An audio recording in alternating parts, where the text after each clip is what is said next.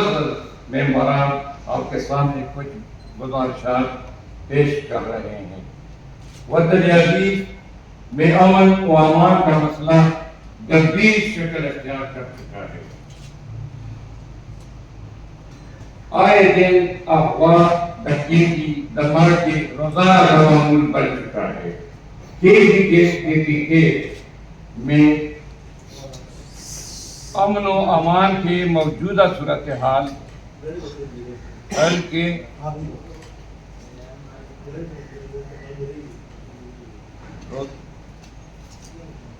جی آپ کریں بات ابھی آ رہی مائک شاید اچھا معمول بن چکا ہے۔ کے میں امن و امان کی موجودہ صورتحال خلق خدا پر عذاب کی صورت میں نازل ہوا ہے۔ حکومت نام کی چیز برائے نام رہ گئی ہے۔ عوام بے یقینی کی حالت میں رہ رہے ہیں۔ فاٹا میں 2 دہائی بلکہ 3 دہائیوں سے مسلسل دھماکے، ڈرون اور شیلنگ سے ہزاروں لوگ شہید اور زخمی ہوئے ہیں۔ افغانستان کے ساتھ جنگ نے قبائلی عوام کو جینا دشوار کیا ہے۔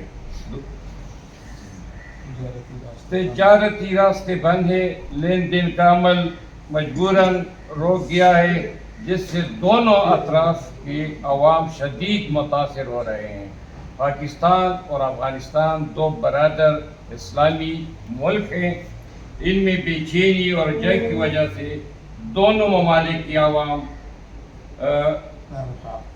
بارہا نقل مکانی پر مجبور ہو گئے ہیں۔ خصوصاً فاٹا کے لوگ گھر بار چھوڑ کر خیموں میں رہنے پر مجبور ہیں۔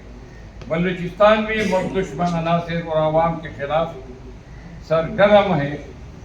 ملک میں انارکی اور لا قانونیت کا بازار گرم ہے۔ عوام فتنہ و فساد کی اس ماحول میں بے بسی کی تصویر بن گئے ہیں۔ اس پر ہمارے بزرگ اور لیڈر باہمی جنگ و جدل میں لگے ہوئے ہیں۔ حکومت پاکستان کی طرف سے بے شک امن کے لیے بہت کوشش ہوئی ہے، لیکن کوئی مثبت نتیجہ نہیں نکلا۔ چند گزارشات پیش کرتے ہیں۔ نمبر 1، افغانستان اور پاکستان کی جنگ میں نقصان دونوں برادر ملک کا ہے۔ ہم مشران قبائلی لویا جگہ کے عرض کرتے ہیں کہ دونوں ممالک کی مشران، پاکستان کی وزیر اعظم اور فیلڈ مارشل عاصم منیر صاحب اور افغانستان کے قابل احترام مولانا ہیبت اللہ اور ان کے رفقائے کار سے عاجزانہ اپیل کرتے ہیں کہ وہ موجودہ حاصل جنگ کو فوری طور پر بند کیا جائے تاکہ مزید خون خرابہ اس رمضان مبارک اس مقدس مہینے میں نہ ہو۔ دونوں ممالک کے سربراہان سے اپیل کرتے ہیں کہ فاٹا کے مشران اور علماء کا مشترکہ جرگہ تشکیل دیا جائے تاکہ دونوں اطراف میں امن اور مفاہمت کا ماحول پیدا ہو۔ یہ تو ہم نے پریس ریلیز اس کی میں یہ عرض کرتا جاؤں کہ جو ابھی ہو رہا ہے ہمارے بارڈر پہ،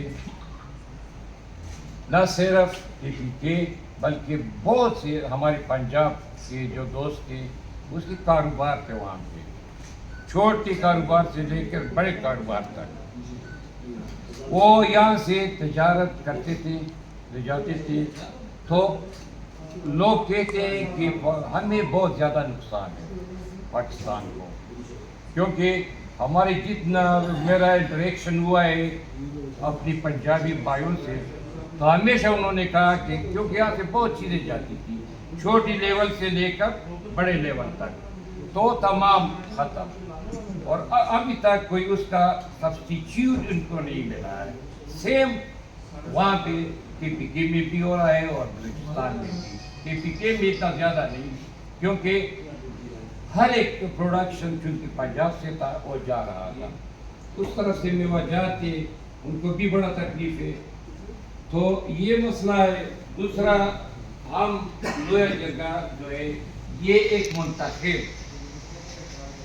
الیکٹڈ نارتھ سے لے کر ساؤتھ تک تمام ایجنسی بمائے ایفرٹس اس کی ریپریزنٹیشن کرتے ہیں اور زور اپیل کرتے ہیں کہ بار بار کرتے ہیں، ابھی پھر کرتے ہیں، اپیل کرتے ہیں کہ ایک با مضبوط جرگہ بنایا جائے جس کو با اختیار ہو.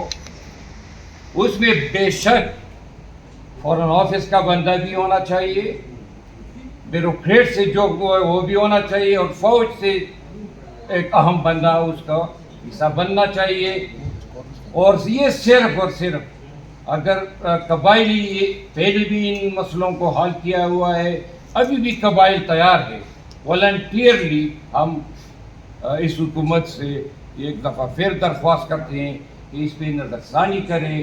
یہ تباہی مچا رہی ہے، یہ چیزیں جو ہو رہی ہے یہ مزید بڑھ جائے گی، اور اس سے جو یہاں پہ جو افراتفری ہے، جو گندگی ہے، جو حالات واقعات خراب ہے، تو یہ انشاءاللہ قبائلیوں کی جنگ کے بعد جو افغانستان میں یہ ہم گارنٹی دیتے ہیں کہ ہم افغانستان والوں کو جنگ کے لیے بیٹھائیں گے. تو یہ ہماری عرض تھی جو آپ لوگوں کے سامنے پیش کی، کیونکہ اب بھی جس علاقے سے میرا تعلق ہے تو تیرا ہے، تیرا ویلی خون میں ڈوبی ہوئی ہے. روزانہ کی بنیاد پہ وہاں پہ ہمارے لوکل کولیجل ڈیمیجز کی وجہ سے تباہ و برباد ہو رہے ہیں. میرے اپنے 2 مکان تھے وہاں پہ، ایک میرا بھائی جو میرے دادا کا تھا نواب صاحب کا، وہ انہوں نے ختم کیا ہے. ایک میں نے نیا گھر بنایا تھا، وہ اس نے ڈرون پہ اڑایا ہے، وہاں پہ ابھی میرا گھر نہیں.